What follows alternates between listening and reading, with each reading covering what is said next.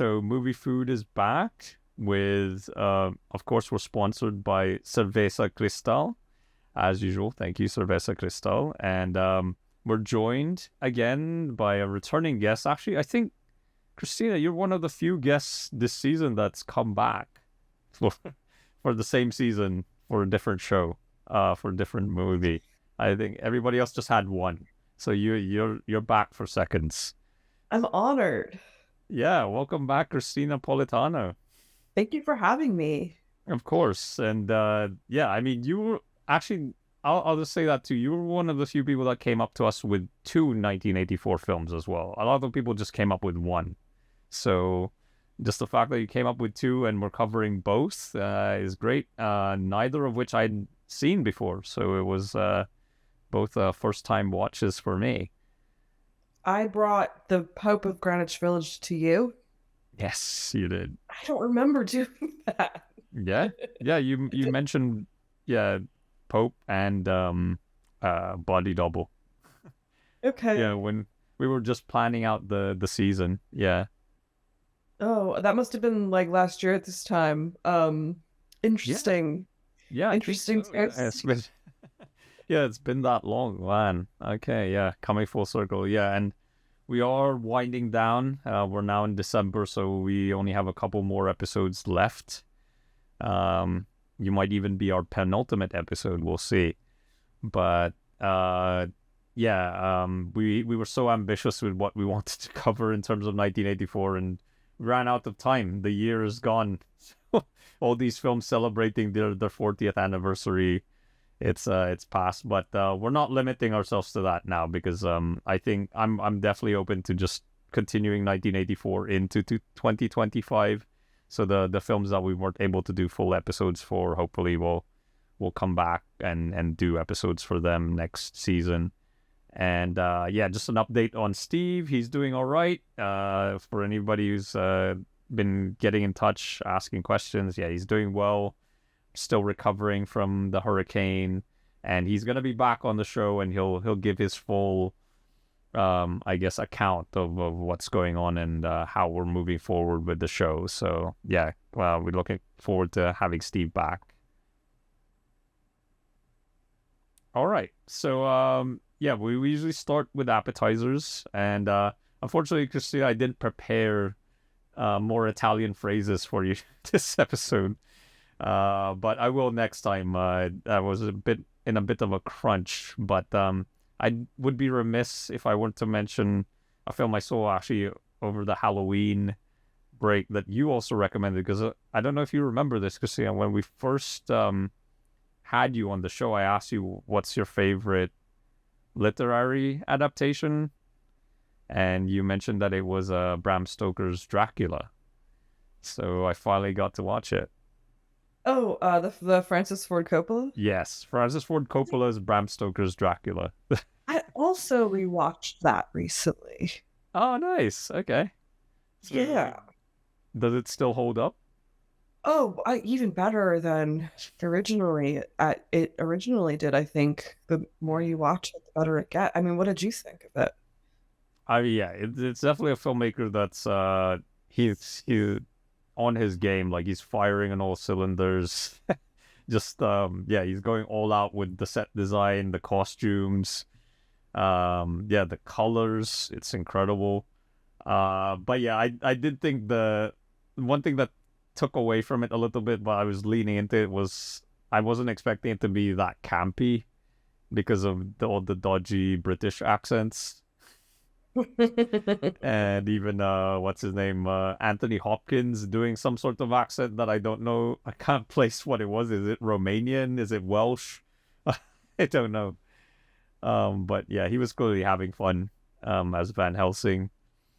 Yeah, the I think the attempt to speak Romanian in the very beginning of the film when they're doing like the frame story with, Right. Vlad Tepes becoming Dracula, and just very much like, now who consulted, everyone on the linguistic elements. But I mean, apart from that, it's like you were saying, the production design. I think about it on a daily basis. some of those rooms in England, and obviously the costume design is Mm. it's just something that people come back to as an example of like real dedication to filmmaking. Right. Yeah, it's good stuff. Yeah, I definitely had a good time watching the film. I'm not sure if it's gonna be like a yearly tradition for me of watching it. Yeah, I had so many leftover films from spooky season that I didn't get to watch, and I was still watching a few of them, I guess, after, because I think I did watch it after Halloween. But I realized, okay, now I need to cut that off and save them for next year. So I've still got those films to go. But Yeah, I also have a lot of Jala to go back to. yeah, yeah, you were mentioning that off record that you watched some Giallo. So were there any standouts for you that you saw? You're gonna be annoyed with me for saying this, but I feel like if you watch too many of them, they all begin to blend together. That's Okay, all right. it's like their plot lines are a little difficult to follow, and That's fair. and I really liked The Bird with the Crystal Plumage. Um, Okay. sort of realizing halfway through that I'd seen it already. I don't know if that ever happens to you, where you Sure. like Yeah. you like something a line in the film or like frame, and you'll just be like, wait, I've seen this. Yeah. Yeah. Um, either a really long time ago or um whatever the case may be. And then we're going to talk about Anthony Musante, I suppose, when we get into the Pope. Sure. Yeah, absolutely. Yeah, I mean, the weirdest thing for me, actually, I guess, having seen so many films sometimes, is that I there's a point where I have completely forgotten I've seen something, and then I go to log it on Letterboxd, and it says that I've seen it before, and I was like, how is that possible? I just completely erased it from my memory. It was wiped clean because I guess my brain had to make more room for other things. But yeah, that happens all the time now. I guess as we're getting older, I'm forgetting. Do you know how many films you logged?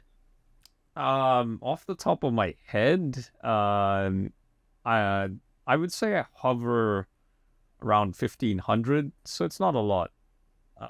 That is quite a few. I have like 200 logged, which is probably why that never happens to Oh, me. okay. That's- Gotcha. Maybe. Yeah, yeah. No, I don't know. I guess I just see all these people with, 2,000, 3,000 plus, and I'm like, wow, how do you do that? So, um, Maybe a lot of shorts. yeah, there's that. Or there's just people, that I forgot which, maybe it was Truffaut who said that if you really love films, you watch 5 films a day or something like that. So there's really some people who are like that. I mean, I do actually want to highlight a Letterboxd user. I don't know if you've come across his reviews. He has one of the most logs ever, and it's ironic because he's passed away, and I still don't think I'll ever catch up to him and how many he's viewed. His name is Eli Hayes, and he was also a filmmaker. So I just don't know how he was able to make that much time to watch all those films and log so many. But yeah, for me, it's just, yeah. Since I came from Mubi, and that's where I started, I guess, logging films. When I eventually moved to Letterboxd, it was just me carrying over those films. So that's why, and I think I've had that account since at least 2014, I want to say. So almost 10 years. I've had that Yeah, Letterboxd I account. actually did the same thing. I just got rid of my Mubi account this year. Oh, yeah. Yeah, I know. They up their monthly Right. prices, and I was Yeah. like, you know what? I'm not really getting as much out of this as I am out of Criterion. Yeah, Um, exactly. so that's really the only streaming I have now is Criterion. Huh? Well, it's a good one to have, and they have a premiere coming up on the 10th, and I consider it to be one of the films of the year. It's Not Me, the new Leos Carax film. Oh, okay. Yeah, yeah, and it's only 40 minutes long. So Amazing. yeah, but it's better than most feature-length films that have come out this year. I'll say that. Yeah. So, are you familiar with Leos Carax's films? Have you seen any of them?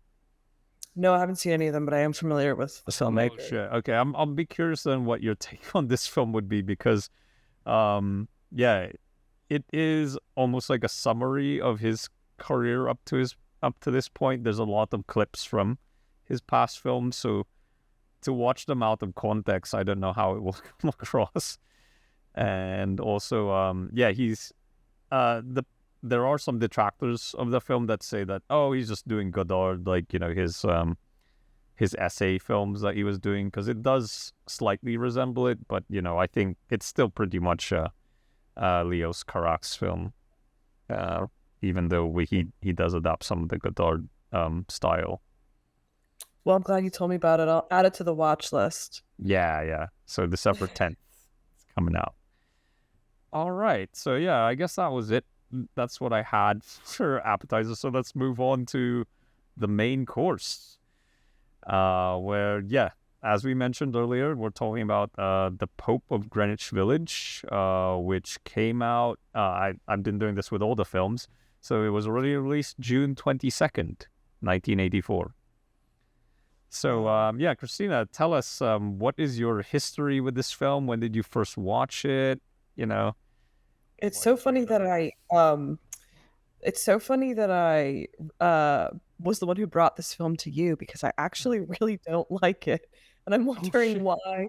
Yeah, I'm wondering why I brought it to you as a possibility. And I think it's because it is almost like you know when something is so campy and like almost your dislike for it you're like is almost like magnetizing. And so like I do want to talk about it even though don't really like the film. I think it has so many and you can, you know, correct me if I'm wrong, but I feel like it has so many issues just like I think even its initial reception was sort of lukewarm. Like Yeah. the public watching it would sort of feel like, oh, this is like someone's idea of a gangster film who didn't really have any significant background in gangster films, or Right. you know, this is sort of like like an amateurish take on The Godfather, right? Um, it's almost like you're confused about whether or not it's a parody or if it's supposed to be sincere. Right. Yeah. I mean, yeah, we'll get into it, especially I think the way that the film ends. But yeah, I'm actually pleasantly surprised that you said that because that's what was going through my head while watching this. I was like, why did Christina pick this film? Like, what is it about this one? Like, Body Double made sense, but this one I was just like, does she really like Mickey Rourke, or is she a fan of Eric Roberts? Is that why? But yeah, No, I thought they were both awful in it. I mean, Mickey Rourke was a little less bad, but right. well, Yeah, okay. But yeah, I mean, yeah, it's definitely gotten its criticism, and yeah, you're right. Actually, it was a box office bomb when it came out. Like, it didn't even make its money back. So it is one of those films that kind of got buried. So I guess I like that we're bringing it up now, and that it is part of this 1984 season, because it is one of the films that doesn't really get mentioned as like one of the better films of this year. So it's good to have one of those in it. But I do know somebody who is, I guess, fairly well known, who sings praises for this film, and that's Richard Linklater. yeah, I saw that.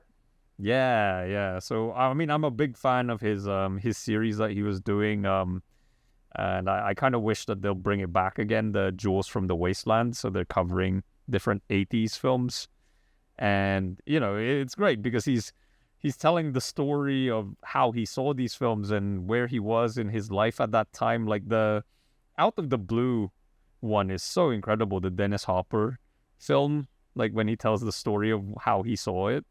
Like, yeah, if you haven't seen that, even if you haven't seen Out of the Blue, just watch it for Richard Linklater's story of how he saw the film and that whole experience. It's just such an incredible story. So Pope of Greenwich Village, I didn't watch that one because I hadn't seen the film, so I didn't want to spoil it. I wanted to just go in completely cold. But yeah, after this, I'm gonna check it out and hear his anecdotes, because yeah, not only is it a mix of his personal anecdotes, it's also, you know, some of the little trivia tidbits that you won't find on IMDb. You know, he shares that kind of stuff too. So yeah, he's one of the few, I think, champions of the film. But I can see why he likes it for sure. But yeah, I mean, it's directed by Stuart Rosenberg, who is not a household name by any stretch. I mean, his only other, I guess, notable film is Cool Hand Luke. So that's probably the film that he's recognized by. But at this point, his career was also on the downslide. Like I was looking up his filmography. So his film that he followed this up with, it was he took an Alan Smithy credit. I don't know if you're familiar with that at all, Christina, what Alan Smithy is. No. Okay, so in the DGA, if you want your name removed from the credits, that's the name you have to take up. So when you see that's directed by Alan Smithy, that means the director disowned the film, and he just want to be credited as the director. So I'm surprised that doesn't happen more often. Right, yeah, and I can't even remember the most recent. Maybe actually it was it was yeah, this was a long time ago. Walter Hill, I think, did it for he did this sci-fi film called Supernova from a while back with James Spader and Angela Bassett, I think, and he took that's the last one I can remember. I have to research. Yeah, that he took the Alan Smithy credit.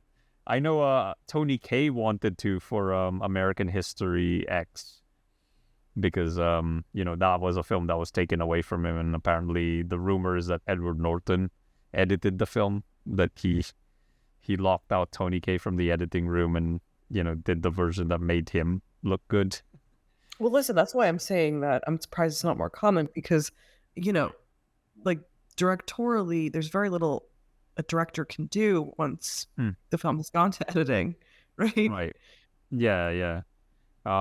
Yeah, and, you know, notoriously, all these stories about having final cut, and most directors don't have it anymore. Like, it's just rare. You have to be like, you know, Quentin Tarantino or Scorsese. I don't think even Scorsese has a director's cut on a lot of his films, but he's just probably depending on which studio. Yeah, yeah. And, you know, it's funny because he mentions that too in terms of when his films get like a physical release. He says there's never really a director's cut of his films because of that he thinks that whatever it is that they released, that's it. Like, he doesn't want to do like an alternate version with like extended scenes and shit like that.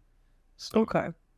Yeah. So wow. So you can kind of see, even in Pope of Greenwich Village, you can see some signs that he's kind of headed in the direction. Yeah. And I think he's about to renounce his movie. Right, yeah. He only made 2 films after this, and that was it. And I think he didn't even make it to the 90s. But yeah, we can get into this too, because, okay, this is a very 80s film. Not just because of, the 2 stars, Eric Roberts and Mickey Rourke, who also didn't quite make it, although Mickey Rourke obviously had to come back.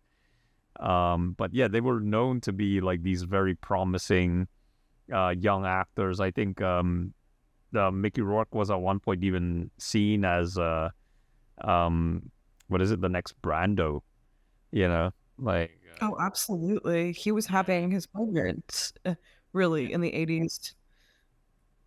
Yeah, and I think we're smack dab in the middle, because I think Rumblefish was it after this? I want to say. Yeah, I think so. Rumblefish, 9.5 Weeks. The Diner movie. Diner's great. I love Diner. Yes. Yeah, but people love Diner, and they love Mickey Rourke and Diner. Mm-hmm. Angel Heart. He did Angel Heart too. I think that was the early 90s. Was it? I want to say it's late 80s. Okay. Yeah, because yeah, well, we'll get into it, but so I think the film starts off nicely with uh Frank Sinatra's summer, what is it, Summer wind. summer wind, yes, and then you see Yeah. the shadow of him dancing, and yeah, that first shot I think was actually pretty well done because you see the shadow of him, and then we see the photo of Daryl Hannah on the wall, uh, doing one of those splits. The what is it, like a diagonal split on the bar, the in ballet. So yeah, we get an idea that yeah, we see her first, and then it's him getting ready, and I kind of dressed for the occasion too. I was inspired by his wardrobe in the film. Yeah, and you were saying you should have dressed up as Daryl Hannah from the show. Yeah. If I knew Yeah. we were dressing up, I would have gone for Daryl Hannah. But Which scene though? That's the question. Would you have done when we first see her in the black number, or she's wearing white in another scene too? well, whatever I do right now, I'm gonna look not the way she looked in that movie. Yeah, she was looking lovely. I'll say Yes. that. Yeah. So Um, yeah, but yeah, so jury's out. Maybe next time we do a movie for podcast, we'll have to coordinate outfits. I'm down for that for sure. But yeah, so we're introduced to Mickey Rourke's character. He's obviously kind of a modern day dandy, and his name is Charlie, right? Mm-hmm. And his friend is Eric Roberts, Johnny. And it's funny, Eric Roberts also gets top billing in the film. I would have expected that Mickey Rourke was the bigger star. I think that Eric Roberts had been nominated for an Oscar. Is that right? He would like won some kind of Academy Award, and which is weird to think about now, but like I think he was in a position to actually eclipse Mickey Rourke in terms of star power. Yeah, because he was definitely in Star 80, and that's actually I think his greatest performance. He was just so good in Star 80, which is I guess Bob Fosse's last film, I want to say. Yeah, I mean so he made two films towards the end of his career, was Star 80 and All That Jazz. And going back to Richard Linklater, he was saying that Bob Fosse was one of the few filmmakers who was able to make two last films. So All That Jazz and Star 80 are both his last films. So and Eric Roberts is just that made me a believer in him. I was like, oh man, this guy really did have talent. But again, it's just being churned through that 80s machine with the drugs and I guess a lot of coke. I mean, I can imagine this performance. He's definitely going 100 miles an hour. Well, I'm also wondering if there's something about the filmmaking culture of the 80s that really is not conducive to producing those kinds of intergenerational stars. I mean, just like really quickly referencing Body Double. I mean, when we talked about Body Double, we were talking about this really kind of unlikable protagonist, right? And he was portrayed by an actor that I hadn't certainly never heard of, but that Right. Nobody would think of as a leading actor these days. And then there's the fact that what De Palma's doing with Body Double is like very much referencing, right? It's all like referencing, the films of Alfred Hitchcock. I feel like this film, Pope of Greenwich Village, is just one long Godfather reference, right? So it's like, where are you really carving out a space for these actors to do something new? Well, yeah, it's funny you're making that link because you know who originally they had planned to play the two leads, right? No. It was supposed to be the first film where they were going to pair Robert De Niro and Al Pacino together. So they were supposed to be... Wow. Yeah. And then initially the director they had in mind to direct it was Michael Cimino. So, yeah, after his debacle of Heaven's Gate, they wanted him to direct it, and obviously, Mickey Rourke and Michael Cimino did end up working together the following year in Year of the Dragon. So they did event. Oh no, I think actually Mickey Rourke was in I'll have to check, but I think he was in Heaven's Gate. I think he was. So they've already worked together previously. But yeah, that was the plan initially. Was it was going to be a vehicle for Robert De Niro and Al Pacino. That's so fascinating too to me that they took, 3 Italian Americans and then they got and they were basically like, well, we could just do it without the Italian Americans. Yeah, Like, right. a non-Italian director and the 2 non-Italian stars and, action. Yeah, right. Exactly. And I mean, the comparison that to me actually is Mean Streets really, because they're both, you got the friend who's just trying to get his shit together, and then he has a friend who just keeps causing trouble and he has to kind of keep him in check, and then they also get involved with gangsters, and it doesn't end well for I guess. Yeah, I mean, Mean Streets, it's pretty much tragic. And I did read one review that was comparing these two films, but I do think it's also unfair because, I mean, Mean Streets is just it's like it's a Mean Streets is heralding. my favorite Scorsese. Well, there you go. Yeah, because it's like it's an arrival of a talent. It's like heralding that arrival. It's like, look at me, I'm this filmmaker, and this is what I can do. Because I mean, this film, Pope of Greenwich Village, doesn't have a jumping jack flash sequence. Like, It also doesn't have any sort of depth, in Mean Streets with right. all those the Catholic Catholic Yeah.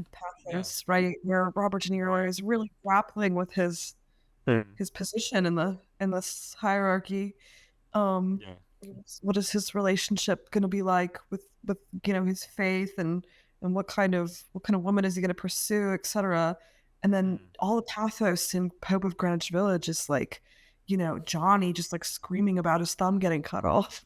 Right.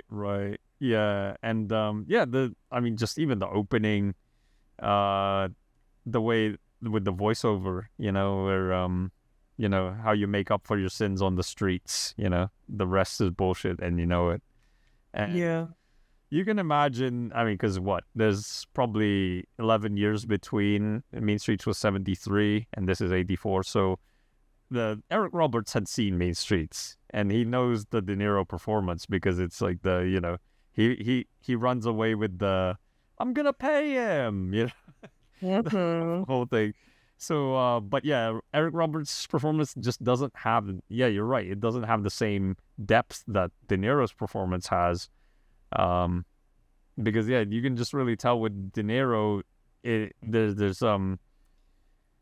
he there's an unawareness which is kind of hard to pull off as an actor because, you are supposed to be cognizant of things and, present, but to give a performance where the actor is just blissfully or the character is blissfully unaware, that's another level that you have to take it to get there, right? And that's what Johnny Boy is in Mean Streets. So yeah, it just Yes. doesn't quite hold a candle. It's not. Yeah, Pope of Greenwich Village is not cinema. It's like a fairly anonymous visual film. Although I will say I did really enjoy just seeing old New York, like this New York that no longer exists. And that's what sort of redeems it a little bit is Yeah, and even like in its references, I feel it's sincere. I know. I mean, it's not quite hitting any of those like marks that it sets out to hit, but I Right. feel like so many of its references, it's the way it aspires to do something is almost, you don't really Yeah. see that anymore. Yeah. How did you feel about the atmosphere of the Italian restaurant in the opening sequence when he shows up? Like, do you think that was an accurate portrayal? Well, listen, as someone who's worked on and off in food service for like the past 20 years, it's certainly an accurate portrayal of the food service industry, right? Because it's just like the, the conspiracy between chefs and the waiters and the the front of house staff just trying to pull one up for on the management. And that's, it's very true to life. Um, I I love that those like beginning scenes in the restaurant because like you were saying, it is such like a slice of life, like old New York thing that I meant to look into it, but I never found out where that restaurant is or if it's still Right, around. it was But still there. Yeah, it looked like it was on a corner. The entrance was on a corner, so you don't see many restaurants like that that have a corner entrance. yeah, exactly. Mm. It's giving you you know, these sort of snapshots into a New York that just doesn't exist anymore. Right. And then also, I guess in terms of the casting, even though we've made much of the two leads, everybody else though is Italian American, right? Yeah. Yeah. Yeah, Well, in the cast. the people who are supposed to be, right? Right, exactly. And they get the tone right, I feel. Even the guy that he's talking to after the bathroom, the guy who offers him a job later on and then he kicks him on the street. I'm blanking on the actor's name, but yeah, it's just these types of these character actors who, obviously we see later on in Scorsese films or even in The Yeah. Sopranos. Um, Exactly. There are yeah. so many supporting actors who, are also from uh the movie that you wanted to talk about. Oh, I'm sorry. Once Upon a Time in America? Yes, Yeah, exactly. yeah, There's so yeah, much yeah. overlap between the Mm, cast in terms of supporting actors, and then you have these random, like, Dario Argento actors, like we were saying, like mm, Tony Musante, um, right. and it's really interesting how Daryl Hannah does or doesn't fit in with all of this. Right. Yeah, and I mean, I guess we also didn't mention this that it's based on a novel, and apparently the Yeah. novel is very good. So, Okay. but yeah, I wonder if there's more to her character in the novel that they kind of had to. Because yeah, that's the other thing about the film. It doesn't really have much of a plot. It's really just okay. These two friends, and they lose their jobs at the restaurant, and then they're kind of scrounging for money, and then they get involved in this heist that promises to get them rich quick, but then it all goes wrong. But that's pretty much it in terms of the plot. There's a lot of scenes where it's just like them playing what is that called, stickball or Yeah. And then, yeah, because yeah, of course, you have Mickey Rourke and his tragic flaw, which is that he yeah, keeps, getting these women pregnant that he doesn't envision a future right, with. Like, yeah, and it hints at it too with the coat check lady, that's kind of flirting with him at the beginning. I mean, I love that little bit where they glance at each other and then he kind of blows a kiss and then blows smoke at the same time. That's very smooth. yeah, and he has, Yeah. what I guess, are supposed as an ex-wife with these dangerous brothers, a young son that he's kind of ambivalently raising, and then he gets, Daryl Hannah pregnant. And it's sort of like, Right. goodness Yeah. Christ, this woman. Yeah, he just he acts like he's got it together, but he's not. It's like his life is totally a mess. I mean, I even like how the detail is explained of, or how we find out that he has an ex-wife is through the tickets, because they're still mailing the parking tickets to him. Yeah, And he has to pay them because the car, I guess, is still in his name. So, exactly. And he's like, man. "No, I can't take the car back because her brothers are crazy or whatever." Yeah, yes. Yeah, and that's another thing too. I think I don't know if that was intentional with the film, the subtext of having a car in New York City. Like, later on we see Johnny's car get towed, and that's whole like comical sequence when that kind of meter maid police officer, what do you think of Yeah. that bit where he gets his revenge on the police officer? This is I don't know if you thought of this at all when you were watching, but did you think of Sleepers at all? A little bit, yeah. Because I was sort of like, I'm not a huge Sleepers fan, um, but because it does have that like kind of like almost like overdone quality to it, Right. where it's like this is our life, living in New York City, and this is our day to day, and Yeah. we're just all the wacky hijinks are just out of control. Right. We put whatever it is, horse um X-Lax in the Yeah. cups, whiskey and ginger ale. Yeah. And then he makes a big scene. Like, how would he have even predicted that the cop would shit his pants like right there on the street, and then everybody would see it like right there in the intersection. It's just yeah, it just seems like that's something that would happen. Like, it's a very sitcom-y moment for some reason. And yeah, I guess that's the other thing about the film. It's tonally all over the place because it has that kind of slapstick comedy stuff, and then there's supposed to be also this legit threat of that. Okay, yeah, Johnny's gonna fuck up, and this could end up like Mean Streets. But yeah, I guess they had other things in mind for that. I mean, you did mention, yeah, his thumb getting cut off, but yeah, we're getting ahead a little bit in terms of how that leads up to it. But yeah, they I guess they find out about a potential score that and that was actually one of the lines that made me laugh too, when they meet the safe cracker guy who fixes Barney. They tell Oh, English. yeah. And also I like that the bartender in that bar is also like legit Irishman too. So for sure he knows how to pour a Guinness. That's what they're good at, right? You've never had Guinness unless you've had an Irishman pour it. And he hates the cops, the Yeah. way, I suppose a good Irishman would. Right. Yeah, because yeah, he basically gets drinks on the house. He uses his bathroom, you know. Um, so yeah, they get involved in this score with this guy, and I think what was the line? I think I wrote it down. Um, he says, "I fix clocks here in the Bronx," and I don't know. It's just his delivery of it just made me laugh. I don't know why. It's just, to me, it just sounded like so and just out of the blue, like, okay, that's how you introduce yourself, is like fix clocks in the Bronx.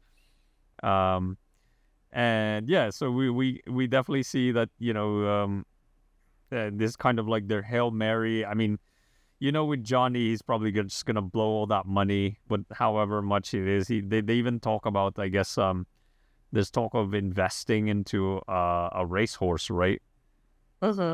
So that's kind of one of the plans that they want to do, and make some money off it. And then yeah, Mickey Rourke's Charlie's relationship with Daryl Hannah falling apart. I mean, yeah, there's that one moment, he really gets that moment where he's saying, "Come over here," Yeah. It's like bang on it, he keeps saying it, right? It's like, "Come over here." And by the time she comes over there, he's already released all the anger, so he doesn't take it out on her per se. And Yeah, absolutely. I mean, his reaction to finding out she's pregnant is just violence.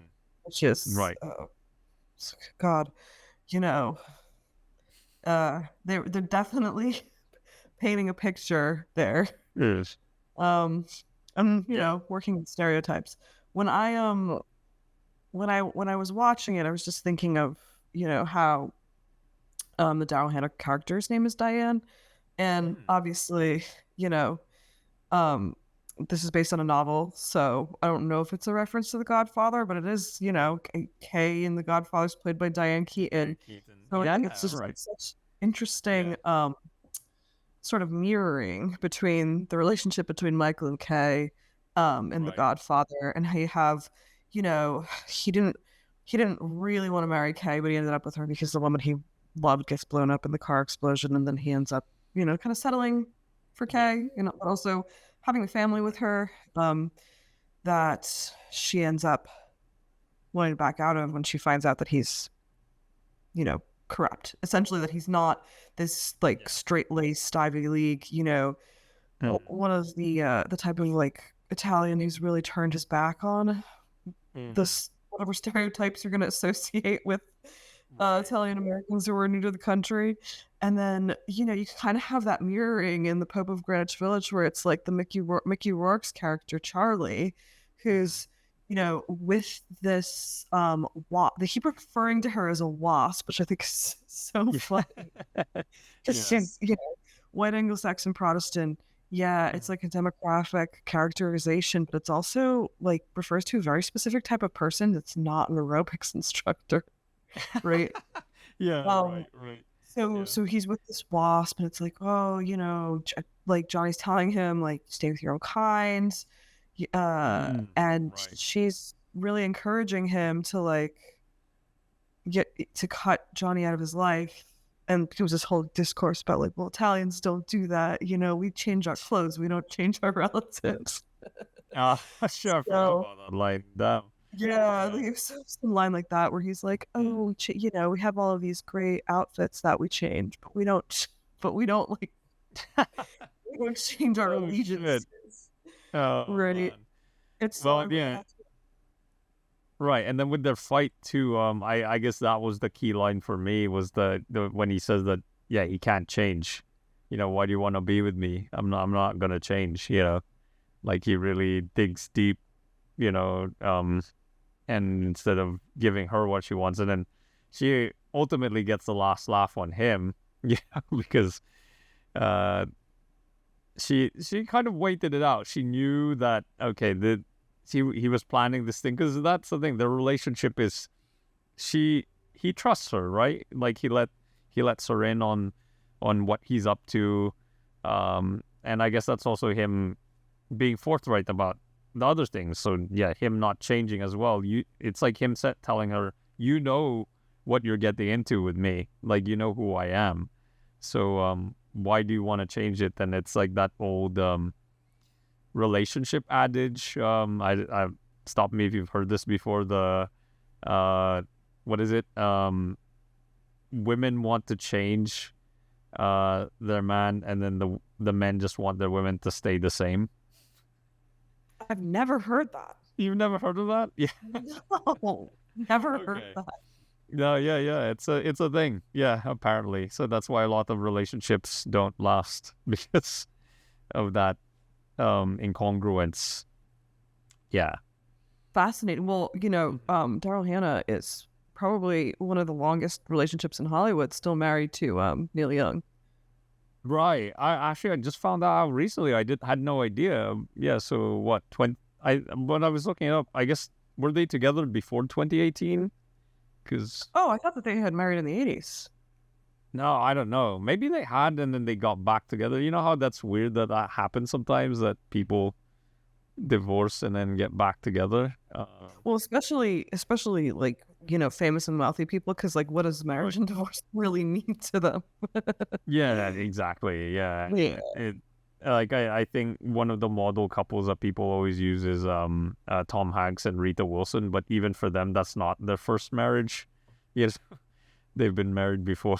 So, yeah. I don't know that. I think what people point to now is Woody Allen and Soon-Yi Previn, because they've been married like 35 years. Shit, yeah. I mean, they might actually be the longest married couple for all we know, you know.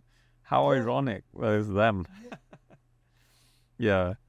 And we were actually supposed to do a Woody Allen episode this season too. I mean, we still might, because, you know, he actually had, there's that weird kind of double bill that you can do where certain filmmakers had a film in 84 and in 99, so it's like both celebrating anniversaries.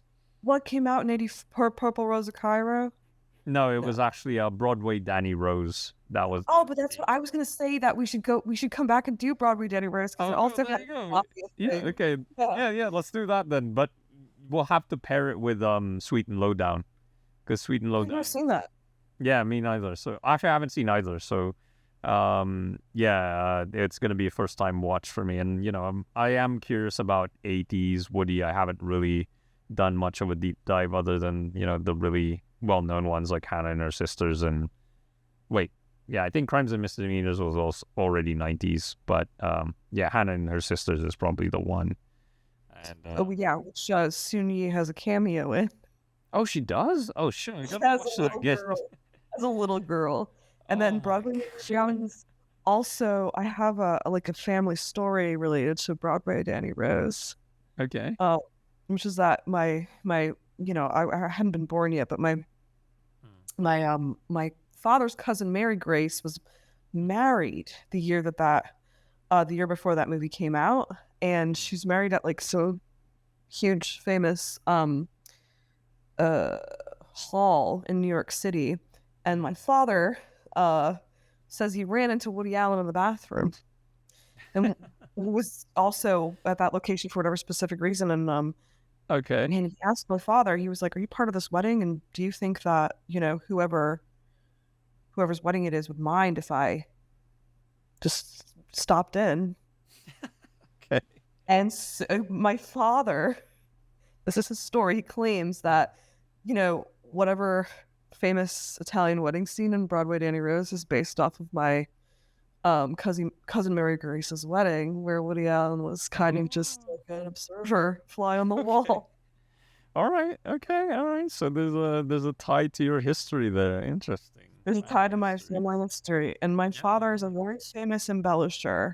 But the entire time I've known him, he's sworn by this story. So All right. Yeah, we'll have to investigate. We'll see. Maybe during the research of that film, I'll look into it and I'll see do some investigating. Yeah, see what you can dig up.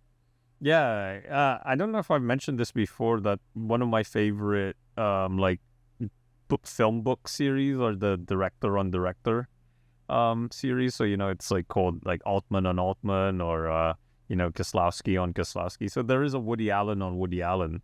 So the way that most of these books are arranged, I like it because it's not really written by them. It's edited by really good editors. Like, they hired really good editors to stitch together interviews to make it sound like, oh, they're just talking about, the film, but it's actually culled from different interviews, and it's like fused together in a really seamless way. Like, the Scorsese on Scorsese volume, I think, is one of the best ones of all those director on director series. But yeah, I loved the Altman on Altman. oh, you read it? Yeah. I was reading it in preparation for our first Oh, right. Volume, Three Women and OC and Sticks, and then I really, really wish they did one for De Palma. Yeah, that's strange that he doesn't have one. I mean, there is kind of, I guess, an adjacent series, which is it's called The Director and then Interviews. I don't know if you've seen those. They're like published by University of Minnesota or something like that. Like, it's I haven't seen those. Yeah. So they're not as good because they're more straightforward interviews. They basically just have, it's like, oh, this was an interview with like Playboy magazine or something. And, it is good, but I just love the seamlessness of the director on director series. Like, the Cassavetes on Cassavetes one is really good too. And then Lynch. Yeah, Lynch on Lynch too is actually really good, considering how tight-lipped he is. We would have to invest in the Rosenberg on Rosenberg, right? Just to figure out what is going on. Right. What yeah. I mean, of Greenwich Village. He doesn't really strike me too as a director who gave many interviews. That he just was workmanlike and showed up and just did his job. Cut. Then they probably finished ahead of schedule. Like, there's no reports of this film going out of control. It's always the the ambitious ones, right? They're the ones that like where they're like, oh no, the production's falling apart. And those are always the best films. They always make for the best films when the films are just on the verge of collapsing on themselves. Yeah, I wonder what he would have to say if he were interviewed about this film. Now, looking back 40 years after the fact. Yeah, he passed away a few years ago too, so he can't even be interviewed anymore about it. So that's a shame. Yes, brought all that to the grave. Right. Yeah. Yeah, probably. But it is, I mean, it's a question, like what did he think he was doing? It's a very ambitious title. I think that Right. I was like, what drew me to the film initially was just like Pope of Greenwich Village.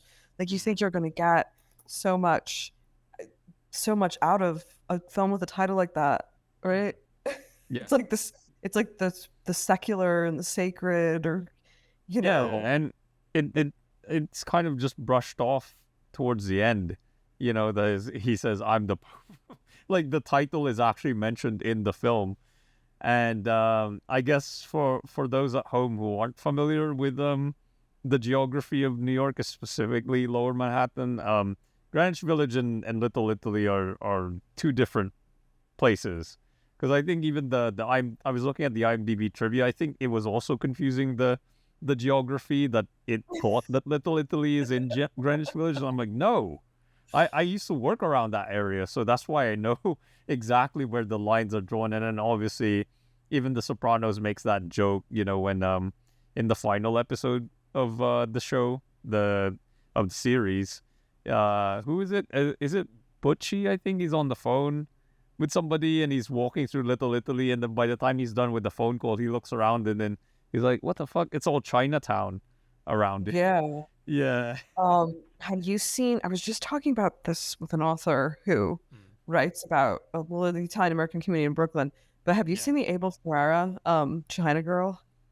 No, I haven't, but I have it, like, it's on my to watch. Like it's on my it's on deck.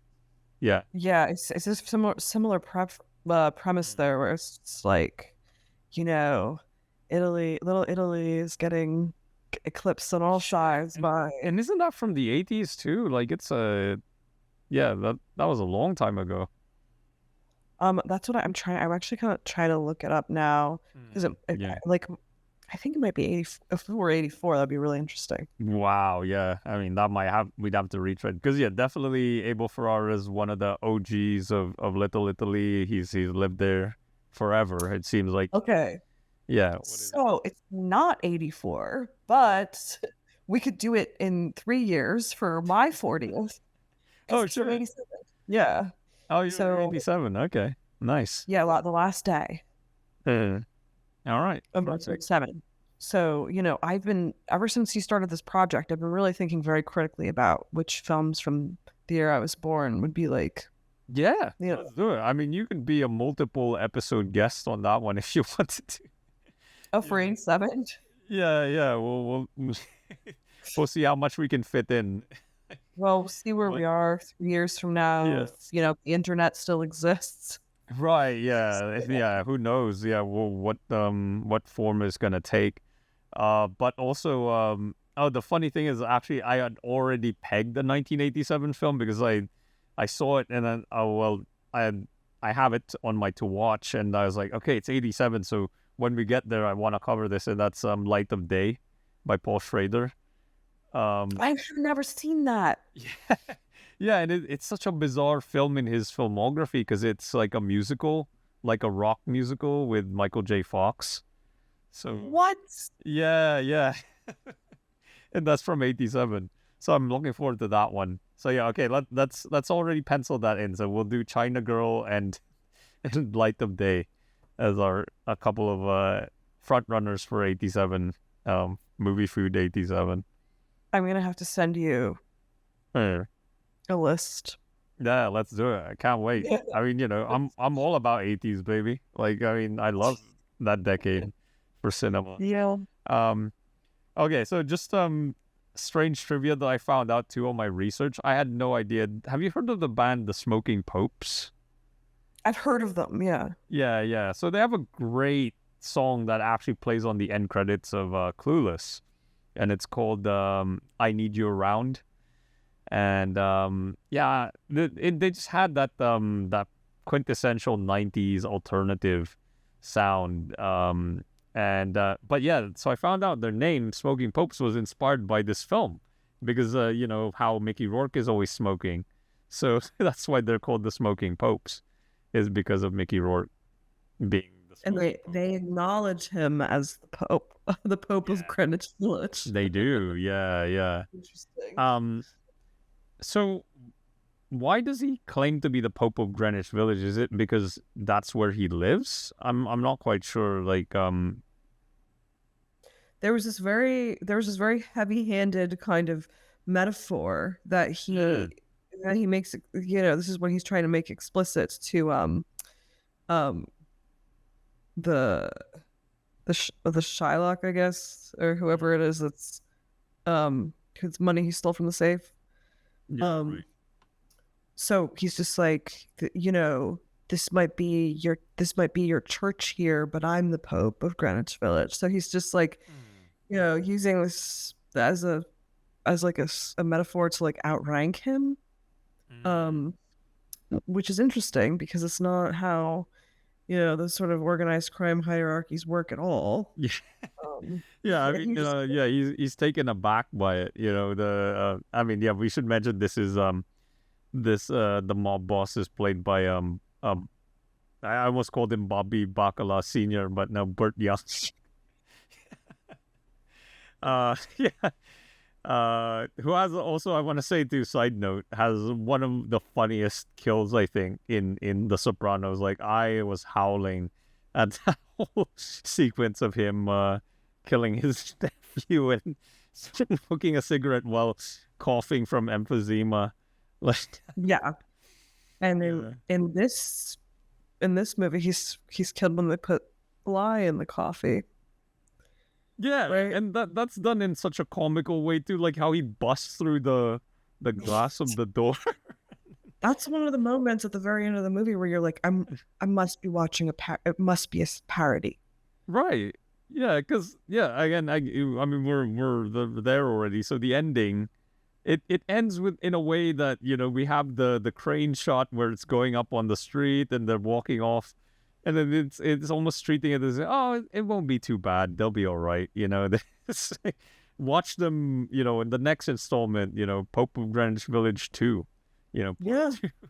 You don't get Yeah. any feeling that there's going to be any sort of like, you know, dire consequences to them having just kind of casually, you know, executed a mob boss. Right. Yeah, yeah. It's like yeah, there's no yeah, they're not gonna get a comeuppance. It's like okay, Johnny lost his thumb, but he'll be all right. It's his left hand, you know. He'll be okay. Yeah. And yeah, that's just how the film treats it. So it was just really odd that um I really thought we were heading towards something tragic like Mean Streets. So I thought okay, yeah, Johnny's not gonna make it. He's probably gonna die, you know, by the end of this. But then yeah, they just end up with this, and I'm trying to remember when was that Marlon Brando Matthew Broderick spoof of The Godfather. When did that come out? The Freshman, Oh, was that in the 90s? oh, I don't Yeah. know it. Yeah, yeah. So Brando's actually playing like you know a caricature of Don Vito. If you just that you know he can do that like because people have just you know, imitated that performance so much that it lends itself to caricature. Um, Hmm. but yeah, the whole premise of that film is I think Matthew Broderick is like this young guy who gets involved with this gangster played by Marlon Brando and kind of takes him under his wing, you know. Oh yeah, the age-old story. Yeah, yeah, because there's another film that has that premise. I don't know if you've seen that one, Christina. In the Soup with Steve Buscemi and Seymour Cassel. Yes. Yeah, yeah, yeah. Yeah, he ends up. I mean, I think that was a unique twist on the tale because I think it is based on actually Alexander Rockwell's real life experience that he actually ended up getting an investor who turned out to be a mobster. I mean, that's sort of what's happening in A Bronx Tale. Uh, yeah, that's another blind spot for me. Actually, I haven't seen it. So A I need to Bronx get Tale around is to interesting. I think it's De Niro's directorial debut. it. Yep, that's right. Yeah. A screenplay by and I think he wrote the original play too. Chaz Palminteri. Yes, Yeah. exactly. And yeah, you got a lot of those same actors from The Sopranos. Right. Who's that guy who plays one of the like Matthew Bevilacqua or something like that? Aqua, yeah, he's Yeah. I'm always like, whenever I see that scene in The Sopranos, I'm like, oh, Yeah. that's like Quadra from Bronx Tale. Right. And yeah, I don't know if you see it, but it's great too. Going back to Abel Ferrara, there's a documentary on him that's only an hour long called Abel Ferrara Not Guilty. And it pretty much just spends a night with him in around like Lower Manhattan, Little Italy, NYU area. And he shows up, Matthew McConaughey shows up, and he's also, I forgot which actor he was imitating, whether it was De Niro or somebody, but yeah, he did like a really good impression of De Niro. Like it just goes to show with Ferrara that he's one of those types that just has people hanging out in his apartment, you know. Yeah, Yeah, shooting the shit. totally. I mean, you could Yeah. tell, like, even I don't know if you've seen like the early '90s um Abel Ferrara movie where it's like black and white and it all takes place in downtown New York, and it's like about like Addiction. heroin. Yes, and Yeah, that yeah, is the addiction. that's just like the Sopranos cast. Right, yeah. Is It's yeah, yeah, that was definitely one of the things I was lamenting while watching this film was just how yeah, we just don't get actors with those interesting faces anymore. Um yeah, because they're all dying. They're all either dead or they're dying. Like yeah, they're all gone now. Like I was just trying to think of what was Scorsese's last one, mobster film, Irishman. yeah. Yeah, where I guess a lot of he couldn't bring up back a lot of these actors, so he's starting to cast like a younger generation. Like I don't know if you're familiar with. He does actually have an interesting face. I'm maybe mispronouncing his last name, but his name is Louis Cancelme. Oh yeah. Cancel me, I guess maybe I don't know how it's pronounced, but cancel me just sounds funny. Yeah. Um, but yeah, he's one of the few that has that. He still kind of has that interesting face because it's almost cartoony in a way how his jawline is, and his chin sticks out the way it does. So, but yeah, there's not many, and I mean, even I think Jim Jarmusch was ahead of the game with Ghost Dog, where that's what's happening in Ghost Dog. They're all just dying out and saying that there's not many of us left, and that tradition is also dying with us. Totally. I mean, it's a huge well, it's a huge problem, right? Because it's like who who's going on to compose the next generation of actors, and it is a lot of nepotism, right? Like a lot of Right. nepo babies or whatever, and that's gonna be like, of course they're gonna be good, like really good looking, Right. you know. If they're nepo babies, they probably have at least one parent who's genetically endowed or whatever. Right. Um, Yeah. whereas they used to have the opportunity to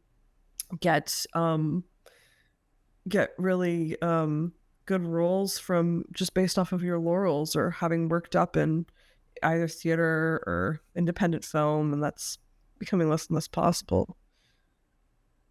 Right. Yeah. I think I can only name off the top of my head like one of the few actors, the younger generation of actors, where he actually has still a compelling face, but he's not traditionally good looking, and that's Jesse Plemons. Yeah. Well, he's married to Kirsten Dunst, Yeah, he so is. Yeah, how, yeah. how terrible looking can he be? No, I'm sure he's a charming fella, and yeah, he was in the last Scorsese film too. He was in Killers of the Flower Moon, and he was great in That's it. right. Yeah, I know Yeah, him yeah, from Fargo, and then also from um he had that really sadistic role that he played in Breaking Bad. yeah. Todd, he was Todd in Breaking Bad. But yeah, Yeah. yeah, Fargo was great. I mean, that's my favorite season of that show was in season 2, and I think that's where he met Kirsten Dunst Yeah, I was, read that and they too. played That they're because they're husband and playing. wife. and Yeah, what a husband and wife they were. right. Because it's funny in the subsequent season 3, that's where Ewan McGregor and Mary Elizabeth Winstead hooked up, and because they're paired off in the show, but I think in real life they were married to other people, so they had an affair after they had met on that show, and then ended up breaking off their marriages and marrying each other. So I remember hearing about that, and yeah, I'm not really caring. You know what I mean? Like, right, good for them, I guess. Mary yeah, Elizabeth yeah, Winstead, I think her birthday was yesterday or the day before. I saw right, yeah, online, and she just turned 40. 40, So really, yeah, she should be on the show right now. yeah. She should be our special Talking guest. about talking about Oh her man, 1980s. yeah, she definitely enjoyed me bringing up all that tabloid stuff about her again. Yes, but Look, well, she's got to be able to own it. I mean, if you want to just marry, a man who was married when you met him, you have to be able to just own it, right? yeah, and she I was married guess. too. And the director that she was married to. I mean, yeah, he's also a filmmaker, and the film that he made after they kind of broke up was very telling. It was this film called The Art of Self Defense with the other Jesse Eisenberg. And yeah, it's all about Jesse Eisenberg being this kind of puny guy who gets beaten up and then learns martial arts to defend himself. And like, oh, okay, is that how he felt after Mary Elizabeth wins? Because I think that's also one of the subplots of the film, that is his girlfriend ends up leaving him. So Well, he needed to be able to fight her. What is it? Her seven deadly the exes. exes, yeah, right. Yes. Yeah, Scott Pilgrim, yeah, exactly. Oh man. She's great Yes. in that. Oh yeah. I was in love with her in that film, as were Yeah. a lot of people, I think. You would have fought her exes. Oh yeah, absolutely. I know. I'm always ready to fight evil exes. I mean, funnily enough, though, actually, yeah, that did kind of happen to me, but not Seven, obviously. But I've fought exes before. I've had to do that too. Jason Schwartzman. Oh yeah. Right. Gideon. Yeah. I mean, with all that power, I don't stand a chance. Yes. Oh man, yeah. Really had her under his thumb, which fun enough plays in the film, the Rolling Stones song. Yeah. Yeah, but good shit. Okay, so I guess one other thing I just wanted to bring up about going back to Pope of Greenwich Village, because you had brought it up. So, in terms of the women, all right, in the film, that Daryl Hannah seems to be the only one that I guess has a presence in the film. What did that just stand out to you right away, or did you just notice like the other female characters in the film? Well, who was the other one? The one who plays the mother of the cop. It was the two of them, right? Yes, and I think she's actually a very famous actress, or an Jodie actress. Page. Yes. And I was curious about Cookie. Like, I wanted to know more about his ex-wife. The one time you see her, she has this kind of like Marissa Tomei or like Kristen Milioti. Right. Yeah, I saw that too. Yeah. Yeah, and you kind or like Lorraine Bracco in Goodfellas, where you're just kind of like, oh, like we should pursue what happened to this relationship, but you never do. You never see her again, and you never see the son again, really either, which is disappointing. And then, there's this whole discourse that Johnny gets into about like how you need to treat women so that they respect you. Yeah. And he's like, gotta hit them. And then, you can't let them say goodbye to anyone when you're leaving, the restaurant or whatever. You just have to make the floor. And I'm just like, I'm not sure that's what Charlie's problem was. Like, I don't think that it was that he wasn't violent enough with her, that's why she. I mean, it just stood out to me because it was like working with stereotypes about Italian American men without really like complicating them or making them interesting in any way.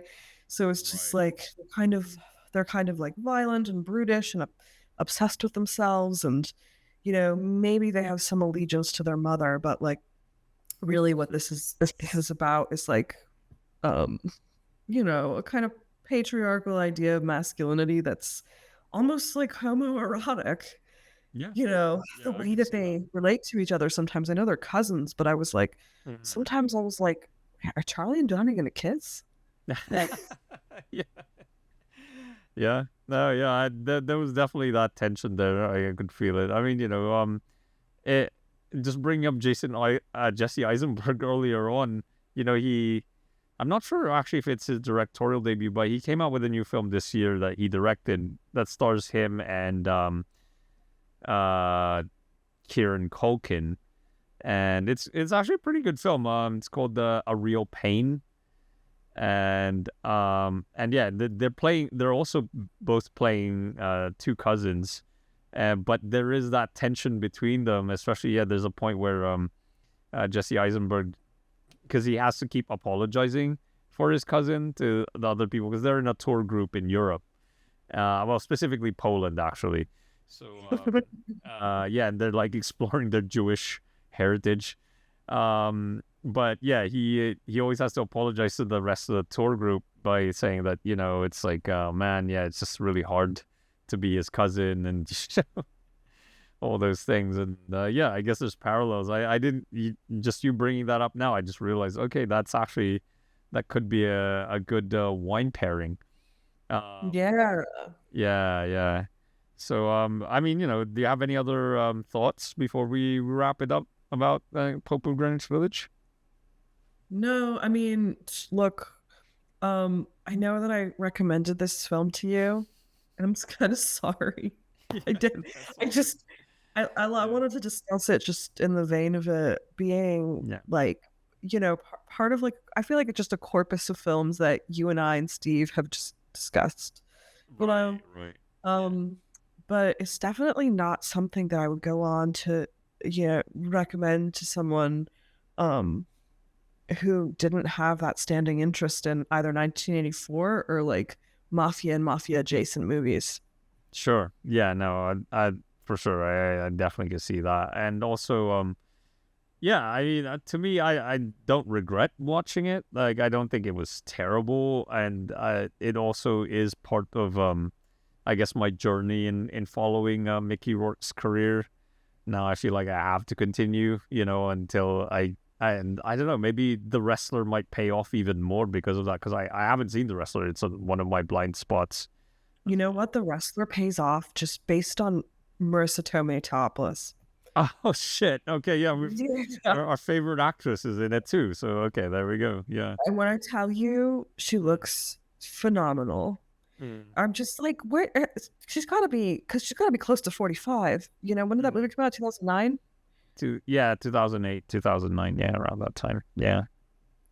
Um, so yeah, I mean, yeah, absolutely watch it just based on you get to Okay. see Marissa All right. Tomei Yeah. with Yeah, and I mean, the year before she did before the devil knows you're dead too, and you see all of her in that as well. You know So, what's interesting was I just watched that this year, and I watched mm, it. I watched it with my husband. And he said to me, "Do you think that Marissa Tomei goes into witness protection, and that's like the universe that or yeah. do you think that Marissa Tomei becomes a stripper, and that's the universe that the rest looks in?" Oh shit! Yeah, no, it's possible. Yeah, no, I yeah, was like, I was like, oh, yeah. maybe she has a son. She has a son in the wrestler though, right, or the daughter, or you haven't seen it yet. No, I haven't seen it, so I don't know what the deal is. It also has a distinction of being like a kind of cool Jersey film. Oh, okay. There you go. All right. Yeah, it has some like shots of like the old Asbury Park Convention Center before it was renovated and stuff like that. Mm.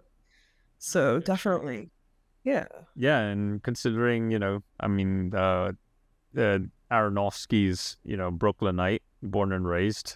So for him to pay tribute to Jersey, that says a lot.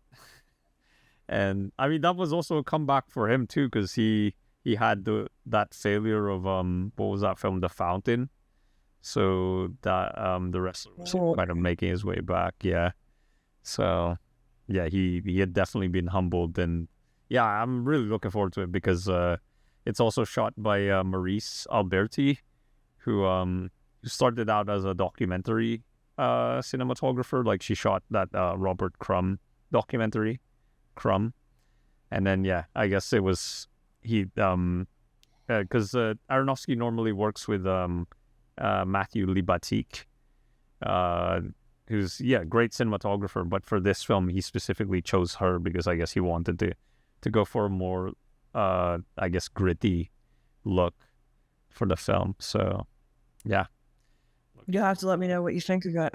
yeah, absolutely. We'll keep the conversation going on record. So I guess I already know the answer, but I'll still ask anyway. So is this a keeper? Well, I'm gonna keep it, but I don't necessarily recommend that other people keep it. Yeah, sure. For better or worse, it's part of my, like you said, filmic journey. Yeah, absolutely. And I mean, I'm not gonna renounce it. Right. Yeah. You're not gonna renounce the Pope. But so and for me, I do enjoy certain performances. So I think that I do like the Mickey Rourke performance in this. So that's at least some value to me that I have. But it's also a no. I'm not gonna. This is not a keeper. But the more interesting question is, what is your wine pairing, Cristina, for Pope of Greenwich Village? Yeah, I guess it would have to be something like China Girl or, like we were just talking about, like a film that takes place in 1980s New York City, whether it's something like Mean Streets or China Girl, but you'd have to pair it with something authentic. So whether it was Scorsese or Ferrera, but like something that it's referencing. Right.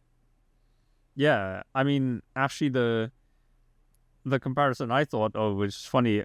A film that we had done an episode on actually this season was another 84 film, Stranger Than Paradise, because it's also these two friends who I mean, I guess Eddie is not as much trouble as Johnny is, but he's also kind of doltish, and Willie is the guy who's kind of keeping him in check.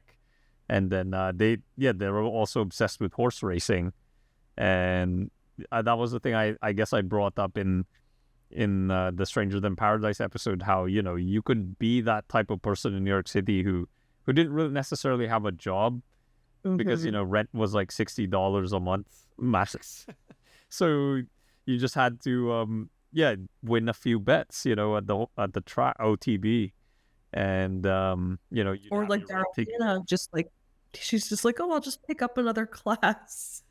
Right. She's like, oh, I need money, we'll just cover for so and so. Yeah, when they were having that discussion about honest work and all that. That was wild. And then also when he does show up to her aerobics class, I found this out too, just a random trivia. I think the lady that she asked to take over for her, that's Talisa Soto. So this was her first film, like it was her debut, and But she's like, oh, I'm trying to get them ready for they have an interview for a commercial or whatever. It's like a big group, and man, I mean that's just what I was thinking. It's like they should just bring back the 80s aerobics thing. I know people do it like in themed parties and shit, but or like it's considered to be tacky, but I love it. I love all of those, the leotards and the sweatbands and all that. It's all great to me. Yeah. Why did people stop? I know, right? Like, I guess it evolved. It became yoga pants, which is just not as appealing to me. Yeah, and apparently they have all those microplastics in them. Oh, awful. Yeah, terrible. Like you need some pure cotton leg warmers.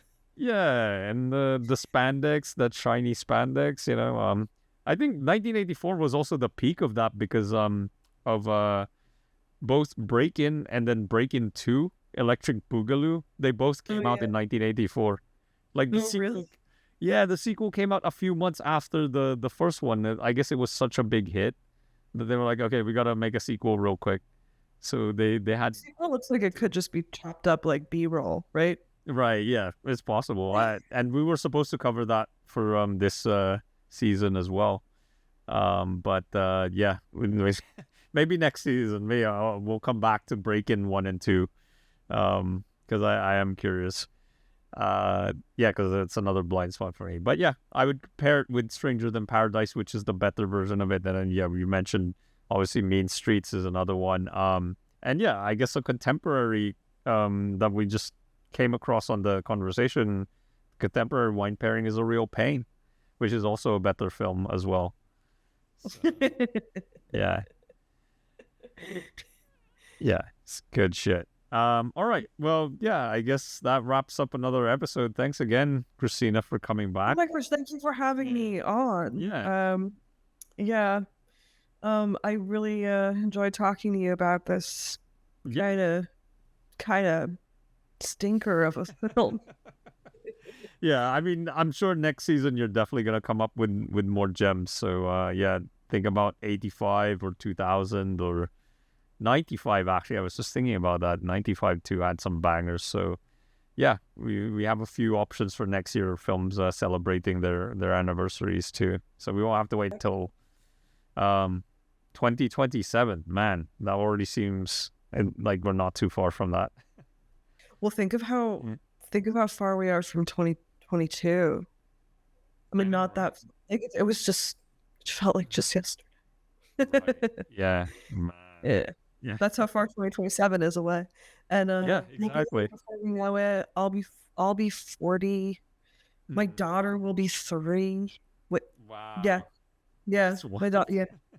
She'll be like talking and maybe she'll want to be on the show. Yeah, no, that'd be great. Yeah, Talk about her secret 1987. Yeah, Yeah. exactly. Are you already thinking about what films you're gonna be showing your daughter? Like how you're gonna get her started? Oh, absolutely. I think I need to make her letterbox because how great would it be if just like when you came of age, your parent was like, "Oh, here's a record of every film that you've ever seen." That's incredible. Yeah, I wish I had that. If that existed when I was younger. Yeah, and then I can also just keep track of whatever she thinks of the movie. I don't know. It's hard because people are just like, "Oh, you shouldn't have your child have any screen time," Sure. But I'm also like, well, yeah, but she has to watch Body Double, right? Yeah. Well, not that early, hopefully. She don't get restricted that early. Oh man, that in due time. Yeah. But yeah, do you have like a specific film that you feel like will be her first, or is there several candidates? I really, really want her to see Valerie in Her Week of Wonders. Okay. Do you know that movie? Yeah, of course I do. That's not Yeah. quite a kid's film, but yeah.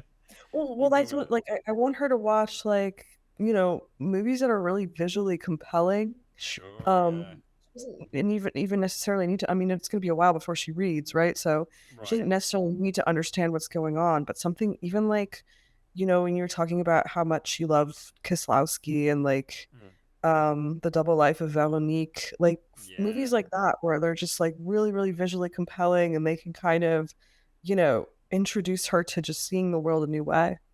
Okay. But would you be like skipping over certain things like this? I mean, Double Life of Veronique has a couple of sex scenes in it. Yeah, I mean, she'll obviously not watch that stuff. Right. I mean, yeah, you were talking about Body Double, like getting started on that.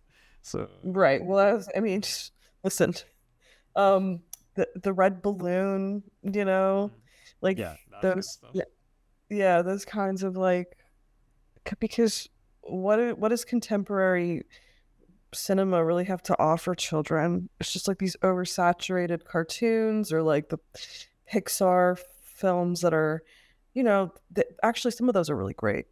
Right. Yeah. I was even thinking of Yellow Submarine. That might be a fun one. Yeah. Yeah. Yeah. Meaties. Yeah.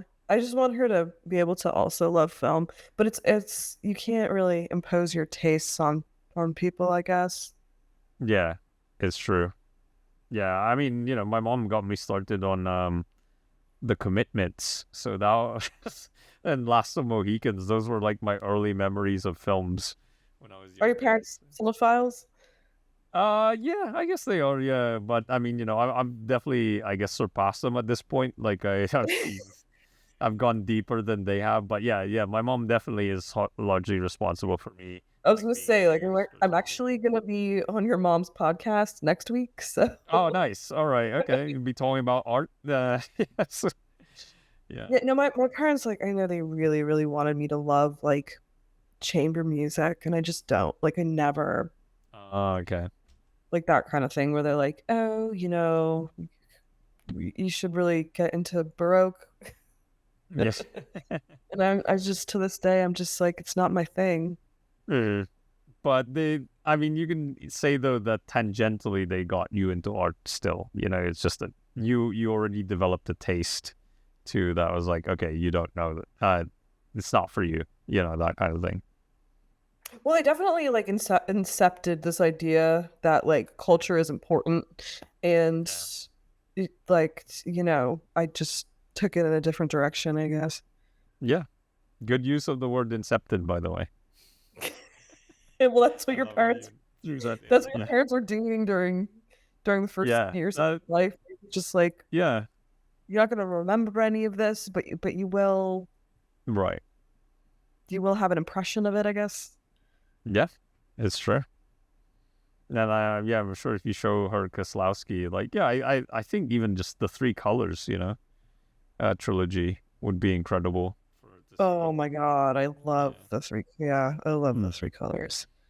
Yeah. I love Irene Jacob. Mm-hmm. Um, what is her name? Is Juliette Binoche. Binoche and yeah, Julie Delpy. They're the three women of each. Did you see The Taste of Things? No, I haven't seen it. Yeah. Oh, well, you got to watch it. It's a beautiful movie. All right. Yeah, I'll definitely check it out. Who directed that again? You know what? It's someone with a Vietnamese name, and Oh, is it Tran Anh Hung? yeah, Yeah, yeah. He did Scent of Green Papaya and Ciclo, I think. All right. yeah, Yeah, I'll definitely check it out. All right, beautiful movie. Christina. Yeah, but yeah, thanks again for showing up on the show, and we always Thank you love so much having for you as a having me. guest.